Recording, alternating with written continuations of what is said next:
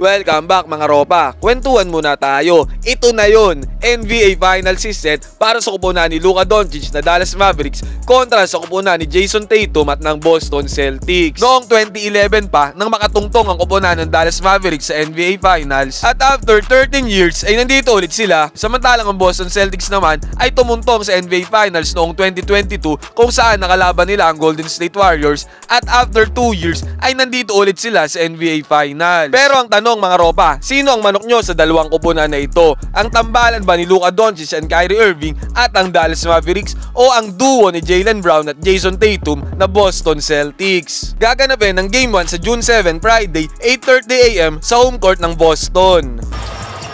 Tatum trying to get free. Throw it in the corner. Brown fakes, fires up the three. Bang! Bang! Jaylen Brown knocks down the three to tie the game. Jams the ball, down by 2. There's the switch. Gobert is out there. Doncic maneuvers for the lead. Got it! Got it! What a shot! Dallas has taken the lead.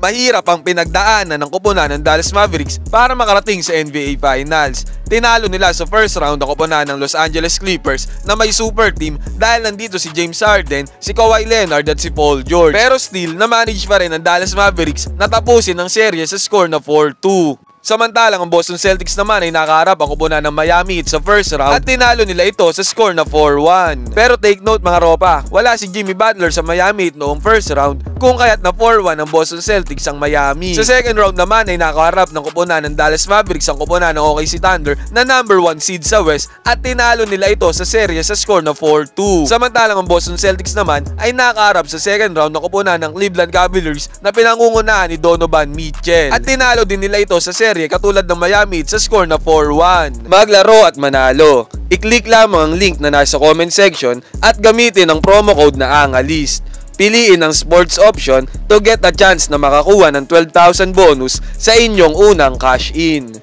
At ngayong Western Conference Finals nga ay nakaharap naman ng Dallas Mavericks ang kupunan ni Anthony Edwards ng Minnesota Timberwolves. This time, tinapos nila ang serye sa score na 4-1 at ang Boston Celtics naman ay nakaharap ang kupunan ni Tyrese Haliburton ng Indiana Pacers at walang kaabog-abog ay sinwip lamang ni Jayson Tatum at ng Boston Celtics ang kupunan ni Tyrese Haliburton sa score na 4-0. Ngayon mga ropa, sino sa tingin nyo ang mas mahirap ang pinagdaanan para sa NBA Finals? Ang kupunan ba ng Dallas Mavericks o ang kupunan ng Boston Celtics? Sino ang manok nyo? Kanino kayo kakampi? Sa duo ba ni Luka Doncic at Kyrie Irving o sa tandem ni Jayson Tatum at Jaylen Brown? Mag-comment kayo dyan sa baba mga ropa, magkwentuhan tayo.